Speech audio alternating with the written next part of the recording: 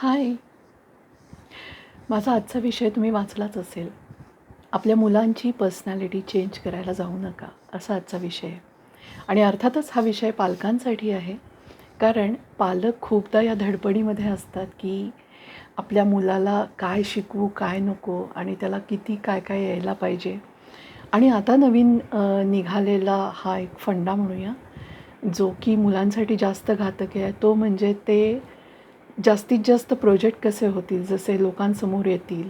मग ते रील्सच्या माध्यमातून असो किंवा विविध स्पर्धा ज्या आपण पाहतो टेलिव्हिजनवर, त्याच्यामध्ये भाग घ्यायला लावणं असो किंवा ओव्हरऑल हे जे एक्सपोजर मुलांना खूप लहानपणीच देण्याची प्रवृत्ती आजकालची वाढली आहे पालकांची. तर मला असं वाटतं की ही एक थोडीशी चिंता करण्यासारखी किंवा चिंता करण्याचा हा विषय आहे थोडासा. याचं एक साधंसुधं कारण बघा. तुम्ही तुमचं बालपण थोडंसं आठवा आणि आठवा की किती रिलॅक्स्ड होतात तुम्ही तुमच्या बालपणामध्ये. म्हणजे अभ्यासाचे, परीक्षेचे किंवा हे जे नॅचरली येणारे जे ताण असतील थोडेफार, ते होते आपल्या आयुष्यात. पण आपल्याला असं काय म्हणू ना आपण, कॉलर धरून कुणी तू हे करायला पाहिजेस, तू ते करायला पाहिजेस, तू अमुक क्लासला जायलाच पाहिजेस, तू हे शिकायलाच पाहिजेस, असं कंपल्शन केलेलं मला तर नक्कीच आठवत नाही माझ्या बालपणामध्ये. उलट खूप मुक्त आम्ही खेळलो आहे, असंच मला आठवतं, जे काही आठवतं आहे त्यात.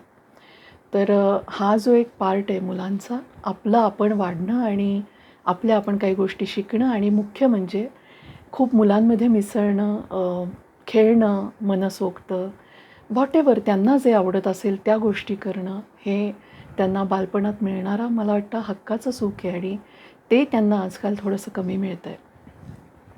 खूपदा पालक असा प्रश्न घेऊन येतात, सांगतात की आमच्या मुलांचं जरा काउन्सिलिंग करायचं आहे. मी त्यांना विचारलं की काय म्हणजे काय प्रश्न आहे मुलांचा? तर सांगतात की ते ना जास्त कोणाशी माझा मुलगा बोलत नाही. कुणी पाहुणे आले किंवा कोणी ओळखीचे आले, तर तो त्यांच्याशी फारसा बोलत नाही, मिक्सअप होत नाही. आणि मग माझे नातेवाईक मला म्हणतात की काय तुझा मुलगा, त्याला काही प्रॉब्लेम आहे का? तो कोणात मिसळत वगैरे नाही. तर मी तेव्हा त्यांना विचारते की तुम्हाला प्रॉब्लेम नक्की कशाचा आहे? लोक तुम्हाला काही बोलतात ह्याचा आहे? का तुमचा मुलगा मिसळत नाही असं तुम्हालाही वाटतंय? तर तेव्हा त्यांना पॉज घ्यावा लागतो. याचा अर्थ त्यांना काही आतनं तसं वाटत नसतं, पण लोकं आपल्या मुलाला काय म्हणतायत यावर त्यांचा जास्त फोकस असतो आणि त्यामुळे त्यांनाही असं वाटतं की हो, आपल्या मुलात काहीतरी प्रॉब्लेम आहे. पण लेट मी टेल यू की प्रत्येक मूल हे वेगवेगळं आहे. प्रत्येक मुलाची पर्सनॅलिटी वेगवेगळी आहे.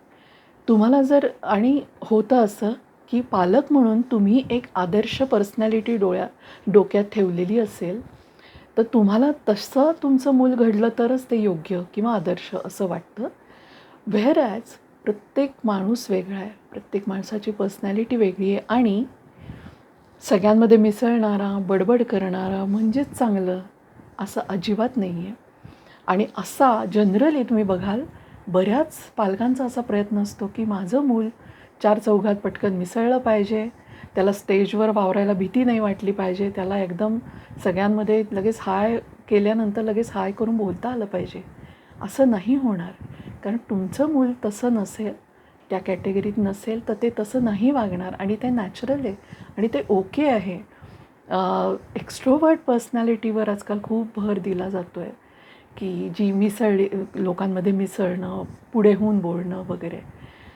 पण प्रत्येक करिअरमध्ये अशी पर्सनॅलिटी नाही आहे ना गरजेची. प्रत्येक करिअरला ती वेगवेगळी पर्सनॅलिटी लागतेच ना. जसं तुम्ही बघाल, एखादा सायंटिस्ट असेल, तर तो जास्त इंट्रोव्हर्ट पर्सनॅलिटीचा असतो. तो विचार करणारा असतो, विचारी असतो. तो अंतर्मनात जास्त एखाद्या गोष्टीचं चिंतन करणारा असतो. ही पर्सनॅलिटी कशी घडणार ना? पहिल्यापासूनच तशी असेल तर होणार. किंवा तुम्ही एखादा वैमानिक बघा, तर त्याला कॉन्सन्ट्रेशनची गरज असते. तर तिथे इंट्रोव्हर्ट पर्सनॅलिटीची गरज आहे. तर त्यामुळे असं नाही आहे की तुमचं मूल जर सगळ्यांमध्ये मिसळणारं, पटकन बोलणारं नसेल, तर त्याला पुढे जाऊन काहीतरी प्रॉब्लेमच येईल, त्याला काही करिअर करता येणार नाही, असं काही नाही आहे. प्रत्येक मुलाची एक पर्सनॅलिटी आणि त्याच्या पर्सनॅलिटी अनुसार त्याला एक छान असं करिअर असेल, त्याचं एक काहीतरी प्रांत असेल ज्याच्यामध्ये तो चांगला सक्सीड करू शकेल. आपली भूमिका पालक म्हणून वेट अँड वॉचची असली पाहिजे, की म्हणजे एक उदाहरण देऊन सांगते की बघा, बाळ पोटात जेव्हा असतं तेव्हा आईला इतकी उत्सुकता असते, आई बाबा दोघांनाही, की ते कसं दिसेल, ते कोणासारखं असेल, तुझ्यासारखं का माझ्यासारखं असेल, ही जी सगळी उत्सुकता असते. इथं तुम्ही डिझाईन नाही करत ना बाळाला, बाळ आपल्या आपण डिझाईन होतं आणि मग बाहेर येतं आणि तेव्हा तुम्ही पाहता की ते कोणासारखं झालं आहे. ती जी उत्सुकता तुमच्यामध्ये त्याच्या दिसण्याबद्दलची आहे ना, हीच उत्सुकता तुमच्यामध्ये तो माणूस म्हणून कसा घडतो याबद्दल पण असायला हवी. तुम्ही त्याला एका साच्यात टाकून तसा माणूस बनवायला नाही गेलं पाहिजे.